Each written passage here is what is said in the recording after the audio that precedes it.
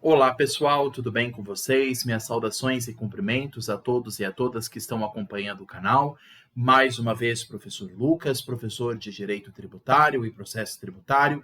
Sejam todos bem-vindos. Se você não é inscrito, peço que se inscreva no canal, curta o vídeo, compartilhe com os colegas, me ajude a fazer com que o canal cresça aqui em número de inscritos e visualizações. Isso será, pessoal, muito importante para mim. Isso fará com que o canal cresça, seja reconhecido aqui na plataforma e a própria plataforma, o YouTube, reconheça que os vídeos aqui que são colocados são relevantes, de um conteúdo que o pessoal procura, e assim isso, claro, vai ser divulgado para mais pessoas aqui no YouTube, para que todos tenham acesso ao conteúdo de maneira gratuita e democrática. Esse é o objetivo do canal. Todos tenham acesso ao conteúdo de direito tributário em preparação para os exames da OAB e também para a graduação em direito. Sejam todos bem-vindos. Continuando, pessoal, a nossa preparação para a nossa segunda fase do 40º exame de ordem da OAB, nós estamos analisando várias coisas, vários tópicos teóricos e práticos, e hoje nós vamos tratar de mais um exercício para análise de peça processual. Vou tratar com vocês mais um exercício de peça prático-profissional que caiu na nossa segunda fase. Nós vamos analisar esse exercício com calma, ver o que a questão perguntou e entender qual que é a peça processual cabível e qual seria o modelo desta peça, como que ela se estrutura, como ela se desenvolve, qual o seu raciocínio lógico, qual o seu começo, meio e fim, qual que é a estrutura que a própria legislação prevê. Então, nós vamos fazer mais uma vez esse exercício, porque, pessoal, volto a repetir. Para a segunda fase, nós temos uma peça prático-profissional que vale metade da prova, 5 pontos. A prova vale 10, só a peça vale 5 pontos. Se vocês erram a peça, vocês perdem toda a questão. Então, vocês perdem 5 pontos automático. E para vocês passarem na segunda fase, vocês precisam de 6 pontos. Mesmo que vocês gabaritem as questões dissertativas, que são 5, vocês precisariam de mais um que contaria, no caso, na peça processual. Então, a peça processual, pessoal, vocês não podem errar o nome da peça. Vocês podem não gabaritar a peça. Eu, por exemplo, quando fiz a segunda fase, não gabaritei a peça processual, mas acertei a peça. Se vocês erram o nome da peça, por exemplo, vamos supor que a peça está pedindo um recurso e você coloca um embargo à execução fiscal, sei lá, estou chutando aqui, e não tem nada a ver uma coisa com a outra, e você vai errar tudo, a banca vai zerar, e aí você perde 5 pontos e é eliminado da segunda fase. Então, para não perder esses pontos, nós vamos sempre treinar qual que é a peça processual cabível. É um recurso, é uma ação, é um meio de defesa? Qual o nome desta peça cabível? E somente fazendo esses exercícios será possível fazer essa identificação. É muito importante essa prática, pessoal. Analisar os casos que caíram nos últimos exames de segunda fase, identificar a peça cabível e assim entender como é a sua estrutura com base na legislação. Esse é o objetivo da nossa aula de hoje, aula de número 21. Então, pessoal, eu vou apresentar aqui meu slide, como sempre, vou ampliar a minha imagem, os slides, né? Vou deixar a minha imagem aqui, pessoal, de lado. Talvez a minha imagem fique meio assim, tapando a questão, vocês vão ver isso. Uma parte da questão vai ficar ocultada com a minha imagem, mas eu vou remover a minha imagem na hora da leitura para que vocês consigam compreender o que a questão está perguntando. Vamos lá, então, pessoal. Vou ampliar aqui meu slide de apresentação para a gente analisar a peça processual do dia de hoje. E já preparem aí o caderno de anotação de vocês, deixem o Vademecum aí de lado, que é o material que vocês vão poder usar na segunda fase para consulta. Então é importante que vocês também grifem, porque nós vamos analisar também o gabarito da FGV sobre esta peça processual. E aí vocês vão ver qual que é os artigos importantes e súmulas para fundamentação dessa peça. A aula de hoje é a aula 21. Hoje, como vocês sabem, vamos fazer essa análise de peça, analisando o gabarito e entendendo como é que é a sua estrutura. Hoje eu escolhi o 31º exame de ordem, que ocorreu em 2020, como sempre organizado pela banca Fundação Getúlio Vargas, FGV, para o exame da OAB em segunda fase em Direito Tributário. Vamos entender como a banca está perguntando. E, pessoal, nós precisamos analisar os últimos exames. É somente assim que vocês vão se preparar devidamente para o próximo exame. Lembrando que a banca FGV gosta de ou copiar questões ou trazer questões muito similares ao que já foi aplicado em exames anteriores. E vocês só vão perceber isso, essa semelhança de questões de exames anteriores com o atual, se vocês fizerem comigo esse exercício de identificação. Analisar as questões dos outros exames e ver qual que é a resposta que o gabarito traz para cada uma delas, com base também na fundamentação jurídica. Vamos então analisar a nossa questão? Vamos lá então, pessoal. Qual que é o nosso enunciado do dia de hoje? Vocês veem aqui que no lado a minha imagem está tapando, infelizmente, uma parte da questão. Então, eu vou remover a minha imagem, nós vamos ler em conjunto todo esse enunciado. O mais importante é que vocês entendam, mais do que eu aparecer aqui no lado, é vocês entenderem a questão. Eu posso novamente voltar aqui a aparecer quando eu for comentar com vocês sobre a questão, mas o mais importante é ler a questão na íntegra e entender a lógica. Vamos lá. O enunciado dessa questão diz o seguinte: a sociedade empresária Beta SA, sediada no município Y do estado Z, foi autuada por ter deixado de recolher o ISS, Imposto sobre Serviço, sobre as receitas oriundas de sua atividade principal, qual seja a de locação de veículos automotores. Cumpre esclarecer que sua atividade é exercida exclusivamente no território do município Y e não compreende qualquer serviço acessório à locação de dos veículos. Quando da lavratura do auto de infração, além do montante principal exigido, também foi lançado multa punitiva correspondente a 200% do valor do imposto, além dos respectivos encargos relativos à mora. Mesmo após o oferecimento de impugnação e recursos administrativos, o lançamento foi mantido e o débito foi inscrito em dívida ativa. Ok. Contudo, ao analisar o auto de infração, verificou-se que a autoridade fiscal deixou de inserir em seu bojo os fundamentos legais indicativos da origem e natureza do crédito. A execução fiscal não foi ajuizada até o momento, só foi inscrita a dívida ativa. Ainda não foi inscrita, no caso, ainda não foi proposta a execução fiscal. A execução fiscal não foi ajuizada até o momento e a sociedade empresária pretende a ela se antecipar.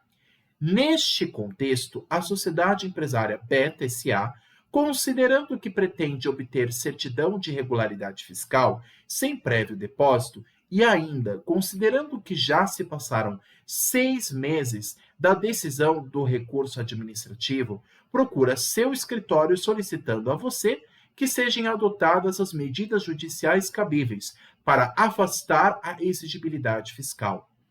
Na qualidade de advogado ou advogada da sociedade empresária Beta SA, redija a medida judicial adequada à necessidade da sua cliente, com o objetivo de afastar a cobrança pretendida pelo município Y, valendo 5 pontos. E a observação embaixo diz: o examinando ou a examinanda deve abordar todos os fundamentos de direito que possam ser utilizados para dar respaldo à pretensão.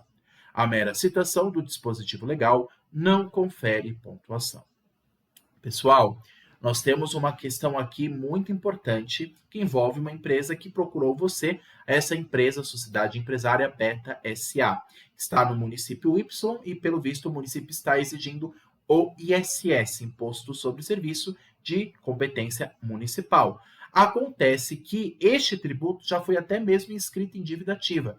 Mesmo a sociedade empresária tendo questionado na esfera administrativa este imposto, e não teve sucesso, porque o lançamento tributário foi mantido, e pior, o tributo já foi inscrito em dívida ativa, que já é a primeira fase que antecede a execução fiscal, então já acende um sinal de alerta. Espera lá, o município, além de manter o lançamento, ele vai escrever esse tributo em dívida ativa, então ele já está a um passo de propor uma ação de execução fiscal contra mim. Mas até o momento, a questão disse, inclusive por isso que eu reforcei no meio da questão, ela diz o seguinte: nesse contexto, a sociedade empresária Beta SA acima, né? A execução fiscal não foi ajuizada até o momento e a sociedade empresária pretende a ela se antecipar. Então a sociedade empresária diz o seguinte: para não ficar feio para o meu lado, eu já quero tomar a medida judicial cabível aqui, porque já que na esfera administrativa não deu certo, já vou pela via judicial. Mas antes da execução fiscal começar, eu já quero propor uma demanda aqui para impedir com que esse tributo, o ISS, seja cobrado de mim, porque o município está cobrando de maneira indevida. E por isso que ele procurou você, advogado ou advogada que está me ouvindo, para propor a medida judicial cabível. Só que tem uma outra questão também. A sociedade empresária, ela precisa de uma certidão de regularidade fiscal, que é aquela famosa certidão positiva com efeito de negativa, para que essa empresa possa participar de um certame público, para que ela não tenha o seu nome prejudicado na esfera pública, ela quer essa certidão, que é um título executivo, que vai comprovar que ela está regular com as dívidas do Estado. Ela só tem uma dívida com o município Y, que ela já está questionando na esfera judicial. Então, ela quer que se emita essa certidão, que o município emita essa certidão e seja forçado a emitir por meio da via judicial. Então, propõe uma via judicial, uma demanda judicial, para que o Poder Judiciário exija de maneira urgente, caráter urgente, que o município Y emita essa certidão positiva com efeito de negativa, porque se não emitir, essa empresa, a Sociedade Empresária BET-SA, pode ficar prejudicada por conta da demora nessa demanda. Então, por isso que já precisa dessa certidão. Então, nós temos aqui uma questão interessante, pessoal. A questão que nós estamos analisando aqui, ela não falou em nenhum momento que já foi proposta uma demanda em primeira instância judicial. O processo judicial aqui nem começou. Só na esfera administrativa que foi proposta a impugnação administrativa contra o lançamento tributário proposto em fase de ISS, mas o município recusou. Então, na esfera administrativa já houve movimento, mas não na esfera judicial. Então, não houve nenhuma demanda até agora, até esse exato momento, na esfera judicial, nem mesmo por parte do município Y, porque o município Y nem propôs uma execução fiscal. E a questão já disse isso bem claro no meio da questão. Ela disse que a execução fiscal ainda nem foi proposta, ou seja, a esfera judicial, até esse exato momento, não foi ativada. Então, o município, a empresa BET-SA, que é a nossa cliente, ela já quer ir na esfera judicial para propor uma demanda o mais rápido possível, com caráter de urgência, olha aí, caráter de urgência, para que o pedido dela seja atendido pelo juiz. Então, nós não estamos falando aqui na questão, pessoal, de propor uma demanda para o tribunal, porque não houve nenhum processo na primeira instância. A questão não falou em nenhum momento de processo na primeira instância. O processo ainda nem começou. O processo ainda nem se iniciou na esfera judicial, só na esfera administrativa, que corre separado. Então, eu proponho o quê? Quando eu já quero começar um pedido, no caso, na esfera judicial, se nenhum pedido anterior já foi feito e quero propor um pedido inicial na esfera judicial, eu estou querendo recorrer de alguma coisa? Não, porque o juiz nem sabe ainda do que aconteceu, nem houve sentença de primeiro grau, porque se houvesse sentença de primeiro grau, aí sim eu posso recorrer. Mas se nenhuma demanda foi atendida até agora, eu preciso começar pelo início do Poder Judiciário, ou seja, pela primeira instância. Então, para acessar a primeira instância, para começar o processo, o que eu proponho? Uma petição inicial. Ok, então nós já sabemos que temos aqui uma petição inicial. E o que vem em mente para nós? O artigo 319 do CPC 2015. Toda petição inicial tem como estrutura básica o artigo 319 do CPC. Endereçamento, qualificação das partes, os fatos, o direito, o pedido e o fechamento da peça. Essa sequência lógica do 319 do CPC tem que ter em todas as petições iniciais. Então, todas as petições, até mesmo no mandado de segurança, ou nos meios até de defesa na execução fiscal, como os embargos à execução fiscal, ou a exceção de pré-executividade, embora esses sejam meios de defesa, a formatação dessas defesas é a mesma de uma petição. Então, o artigo 319 do CPC tem uma estrutura que vai formatar para as petições iniciais em geral. Então, nós sabemos que é uma petição, mas qual o tipo de petição? Se a questão está falando para mim que a sociedade BET-SA quer que o tributo não seja exigido, ela quer afastar a cobrança pretendida, né? Aqui no final, inclusive, ela fala o objetivo de afastar a cobrança perpetrada pelo município Y.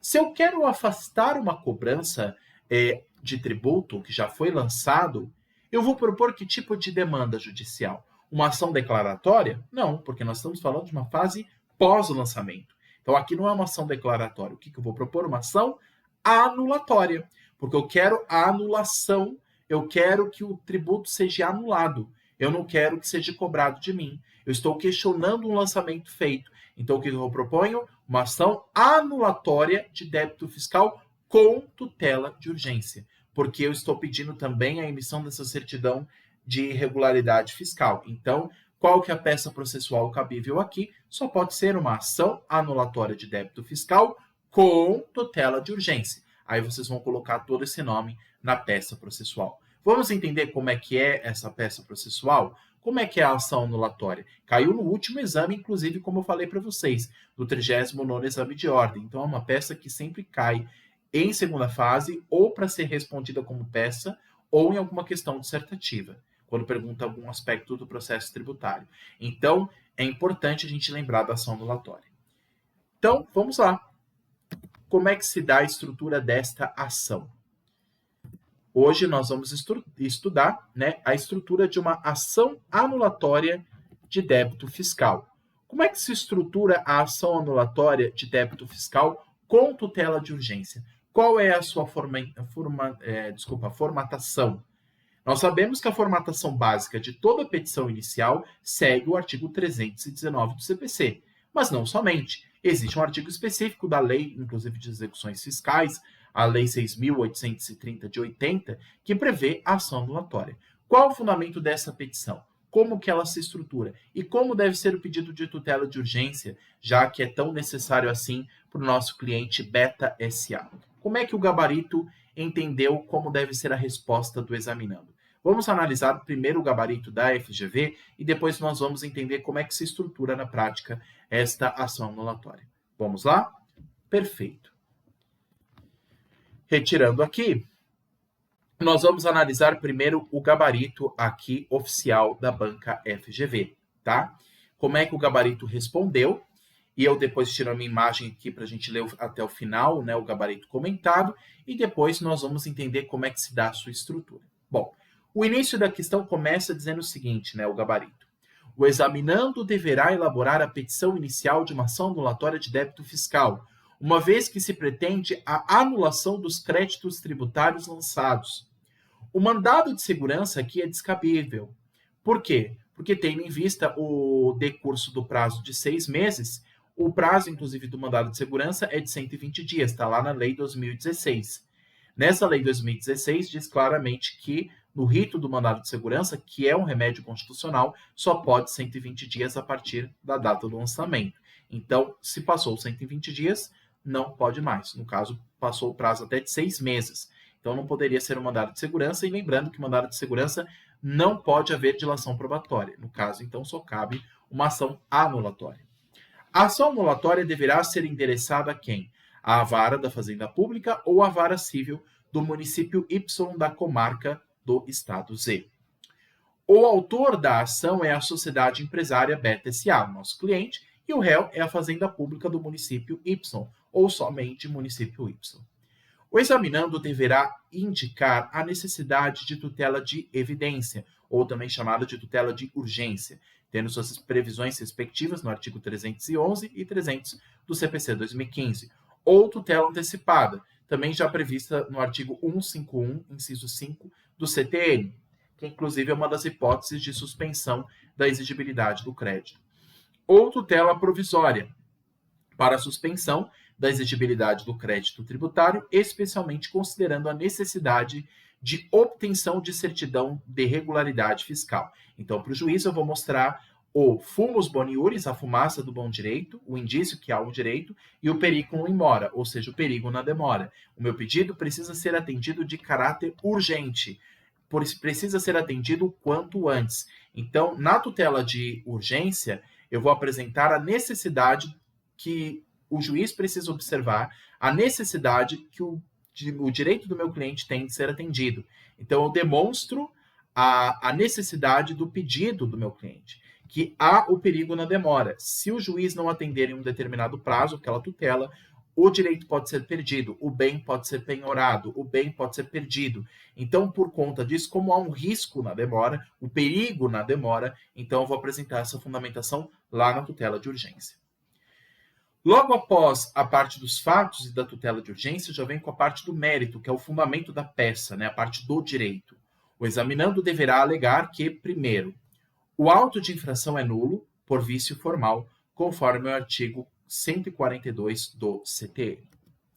Outros fundamentos que devem conter nessa petição. A atividade da autora consistente na alocação de bens móveis, sobre o qual não incide ISS, nos termos da súmula vinculante 31 do STF. Também é importante colocar como fundamentação, conforme entendimento firmado no STF, é inconstitucional a imposição de multa que ultrapasse o valor do tributo, por auferir o princípio do não confisco, normatizado pelo artigo 150, inciso 4 da Constituição Federal de 88, ou Constituição da República Federativa do Brasil, a CRFB. Por fim, deve o examinando requerer, na parte dos pedidos, preliminarmente, que seja concedido a tutela de evidência, artigo 311 do CPC, ou tutela de urgência, artigo 300 do CPC, ou também chamada de tutela antecipada, prevista no artigo 151, inciso 5 do CTN, ou tutela provisória para suspensão da exigibilidade do crédito. E no mérito, a providência do pedido para que os créditos tributários sejam extintos e, subsidiariamente, seja reduzida a multa punitiva imposta para o patamar não superior a 100% do valor do tributo. O examinando deve ainda fechar a peça com a identificação do local, data, o nome e inscrição da OAB. Então, pessoal, aqui está basicamente a estrutura do 319. Endereçamento, depois qualificação das partes, logo após a parte dos fatos, o que ocorreu, vocês vão ler essa questão mais de uma vez e vão resumir com suas palavras lá na peça. Depois da parte dos fatos vem a parte da tutela de urgência, onde vocês vão apresentar os requisitos dessa tutela, o fumus boniuris, a fumaça do bom direito, e o pericum in mora, ou seja, o perigo na demora, a necessidade daquele pedido ser atendido em caráter urgente pelo juiz. Logo após vem a parte do mérito, ou conhecida como a parte do direito, o fundamento com base no CPC, no CTN, na súmula do STF e também das demais jurisprudências, qual o fundamento do seu cliente, no caso da empresa Beta SA. Logo, por fim, vem a parte do pedido. Aí eu elenco os pedidos em letras A, B, C, D, E, ou em números 1, 2, 3, 4, 5. Aí eu coloco, diante do exposto, requer a Vossa Excelência os seguintes pedidos. Depois dessa sentença, diante do exposto, requer a Vossa Excelência os seguintes pedidos. Aí eu coloco cada um desses pedidos em letras ou em números. E no final, eu fecho a peça com aquela famosa frase, termos em que pede-se deferimento, local, data, advogado, OAB. Sem colocar nomes nem números, apenas colocar essas informações. Termos em que pede-se deferimento, local, data, advogado, OAB. Perfeito? Então, essa é a fundamentação que o artigo trouxe para nós aqui, que o gabarito trouxe para nós. E eu grifei aqui em azul, pessoal, como de costume, e peço que vocês deixem aí grifados no vademecum de vocês o fundamento desses artigos, porque vocês vão precisar em prova. Inclusive, esses artigos que envolvem tutela de urgência, recomendo grifar o 300 do CPC e o artigo 151, que nós tanto comentamos como hipótese de suspensão do crédito tributário, e a concessão de tutela antecipada ou tutela de urgência é uma dessas hipóteses previstas no artigo 151, inciso 5 do CTN. Tudo bem? Muito bem. Tirando para nós aqui, pessoal, aqui no lado eu coloquei uma fundamentação, uma formatação básica do esqueleto de uma peça. O que deve conter na nossa ação anulatória, a estrutura básica dela. Eu começo lá em cima com o quê? Com o endereçamento. Excelentíssimo senhor doutor juiz de direito, ou juiz... isso, é melhor colocar juiz de direito. Excelentíssimo senhor doutor juiz de direito da espaço, vara da fazenda pública da comarca do município Y. Então, eu coloco esse é o endereçamento. Excelentíssimo senhor doutor juiz de direito da... Posso colocar vara civil ou vara da Fazenda Pública. Vara da Fazenda Pública da comarca do município Y. Coloquei o endereçamento, deixo um espaço, é que aqui não coube para fazer esse espaço aqui no slide, porque eu queria mostrar para vocês num panorama geral como fica a peça. Deixo um espaço aí de pelo menos umas 7 linhas entre o endereçamento, aí já começo com a qualificação das partes. Aí eu coloco Sociedade Empresária Beta S.A., qualificação, aí eu vou colocar a sede da empresa, o CNPJ, o endereço eletrônico, os dados da empresa, conforme o artigo 319 do CPC, por meio de seu advogado ou advogada, aí a qualificação, escritório, rua, cidade, número tal, devidamente inscrito nos quadros da OAB, número tal. Aí continuo, vem, muito respeitosamente perante Vossa Excelência, com fundamento no artigo... Qual o fundamento dessa peça? No fundamento do artigo 38 da Lei 6.830 de 80, que é o artigo que prevê a ação anulatória, e no artigo 319 do CPC 2015, do Código de Processo Civil de 2015, a juíza, a competente, depois de tudo isso, o que eu venho propor? Ajuizar a competente ação anulatória de débito fiscal, e eu esqueci de colocar aqui, ação anulatória de débito fiscal com tutela de urgência. Vocês colocam junto com o nome da peça. Ação anulatória de débito fiscal com tutela de urgência. Contra a Fazenda Pública do município Y, que aí é o réu, né? Estou propondo essa ação em face do município. Da Fazenda Pública do município Y, aí eu coloco a qualificação, CNPJ e a sede do município. Pelos motivos de fato e de direito a seguir expostos. 2 pontos. Depois a qualificação das partes, que eu resumi aqui para vocês entenderem. Vem a parte dos fatos, o que ocorreu, o relato do que ocorreu no caso. Vocês vão ver a questão novamente, vão ler e reler essa questão que nós vimos, e aí vocês vão resumir com as suas palavras para sobrar espaço para os outros tópicos. Então, vocês vão ler a questão, resumir com as suas palavras e colocar apenas o básico necessário na parte dos fatos, o que de fato ocorreu de maneira sucinta e resumida. Logo após vem a parte... o ideal é colocar a parte da antecipação da tutela antes da parte do mérito. Eu coloquei aqui como terceiro tópico, mas o ideal seria logo após os fatos, porque como é um pedido urgente, eu coloco da antecipação dos efeitos da tutela. Mas não tem problema se vocês colocarem depois. Tanto faz a ordem dos fatores. Mas, mesmo assim, o ideal é que antes da parte do direito, a parte do mérito, venha a antecipação dos efeitos da tutela. E aí eu tenho que comprovar a fumaça do bom direito, como eu disse, o fumus boni iuris, ou o perigo da demora, né? Que é o periculum in mora. Então, a fumaça do bom direito, fumus boni iuris, e o perigo na demora, periculum in mora. Logo após a antecipação dos efeitos da tutela, ou tutela de urgência, só colocar da tutela de urgência, tanto faz, vem a parte do fundamento, a parte do direito, do mérito. Fundamento jurídico da causa com base no gabarito que nós vimos, com base no CPC, com base no CTN, inclusive aquele artigo que fala da hipótese de suspensão da exigibilidade do crédito tributário, com a concessão de tutela de urgência em fase judicial, por meio de ação anulatória. Então, lá no artigo 151 fala dessa possibilidade, está lá no gabarito. E aí, eu vou colocar todos os fundamentos, inclusive com base na súmula do STF. Logo após a parte do direito, vem a parte do pedido. Eu vou elencar os meus pedidos, em letras ou em números. Aí eu coloco assim, diante do exposto, requer a Vossa Excelência os pedidos abaixo elencados. Então, eu começo sempre com essa saudação.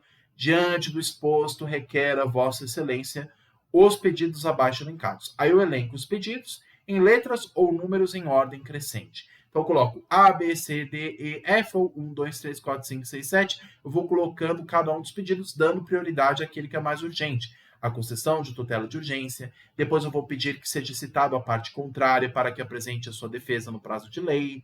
E aí eu vou colocando os demais pedidos para até no final colocar que a parte autora não tem interesse de participar da audiência de conciliação em virtude de o pedido em questão, a matéria em questão envolver direito público indisponível, que é o tributo.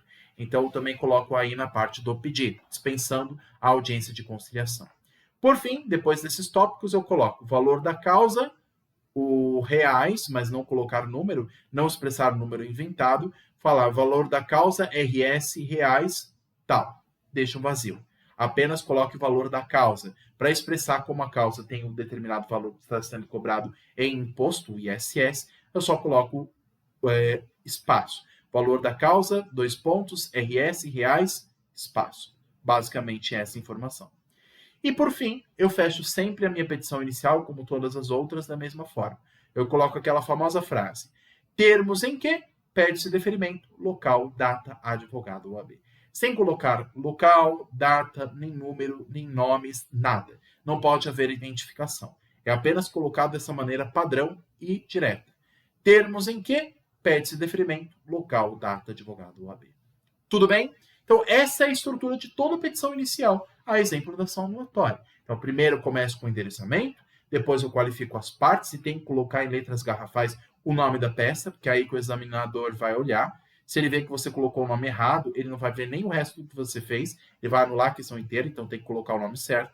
Ação anulatória de débito fiscal com pedido de tutela de urgência. Colocar em extenso. Aí embaixo eu coloco a parte dos fatos, o que ocorreu, a parte da antecipação da tutela, apresenta a fumaça do bom direito, perigo na demora. Logo após vem a parte do direito, né, a parte do mérito. Então, depois de falar da urgência, do fumus boni iuris e do periculum in mora, eu coloco a parte do mérito, a parte do direito. O que de fato o meu cliente tem de direito com relação a isso. Aí, por fim, eu coloco a parte do pedido. Diante do exposto, requer a Vossa Excelência os pedidos abaixo elencados. Aí vou elencando os pedidos em letras ou em números, dando prioridade àqueles que são mais urgentes, como, por exemplo, a concessão de tutela de urgência, como eu comentei aqui. Aí você coloca lá no início. Aí no final, coloco o valor da causa, sem colocar o número específico, só colocar valor da causa, RS, reais, número, espaço. E aí eu finalizo como? Termos em que pede-se deferimento, local, data, advogado, OAB, e aí eu fecho a minha peça processual. Tudo bem? Aí eu fecho a estrutura da minha ação anulatória de débito fiscal com tutela de urgência. Perfeito? Essa é a estrutura que eu queria comentar com vocês, relembrar aquilo que nós já analisamos, inclusive, nas aulas anteriores. Muito bem. Pessoal, era basicamente isso que eu gostaria de comentar com vocês. Agradeço demais a atenção de todos aqui. Peço que curtam, comentem, compartilhem e me ajudem a fazer com que o canal cresça aqui no YouTube. Se tiverem dúvidas em relação à aula de hoje, deixe aqui nos comentários que eu irei responder vocês. E se vocês quiserem o material de PowerPoint que eu compartilhei aqui com vocês, posso passar para vocês por e-mail, só deixar aqui embaixo nos comentários o e-mail de vocês que eu compartilho esse material, né? Seja em versão PowerPoint ou em versão PDF, eu ia falar Word, mas não. Ou em versão PowerPoint ou em versão PDF, o que vocês preferirem, que aí eu encaminho para vocês esse material. Tudo bem? Muito bem, pessoal. Vou tirar aqui do slide de apresentação, ampliar a minha imagem e agradeço a todos pela atenção. Bons estudos, perseverem, que vai dar tudo certo. Um abraço e até a próxima. Tchau, tchau.